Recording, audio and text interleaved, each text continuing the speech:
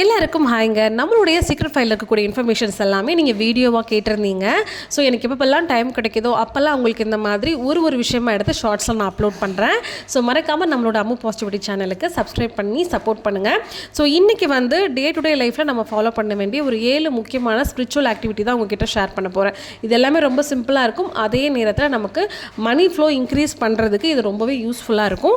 So first விஷயம் என்னென்னா, gold and silver ஆகட்டும் இல்லைனா பணமாகட்டும், இது எல்லாமே நார்த்து சைடில் நம்ம வீட்டில் வந்து நார்த்து டைரக்ஷனில் வச்சுக்கிற மாதிரி பார்க்கணும். நார்த்து சைடில் ஒரு பீரோவாக இருந்தாலும் சரி, செல்ஃபாக இருந்தாலும் சரி, அங்கே வந்து நம்ம வந்து பிளேஸ் பண்ணிக்கணும். ரெண்டாவது, நம்ம பூஜை ரூமில் சோழி வந்து யூஸ் பண்ணணும்.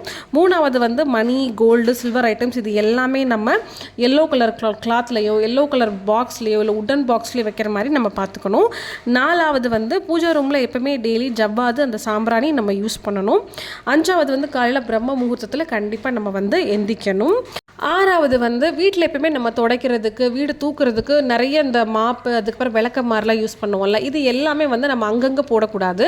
ஸோ முக்கியமாக நிறைய பேர் கிச்சனில் போய் வச்சுருவோம், அப்படி வைக்கக்கூடாது. இந்த மாதிரி எல்லா விஷயமே நம்ம நார்த் வெஸ்ட் டைரக்ஷனில் இருக்கக்கூடிய இடங்களில் பிளேஸ் பண்ணுற மாதிரி பார்த்துக்கிட்டோன்னா மணி ஃப்ளோ நமக்கு நல்லாயிருக்கும்.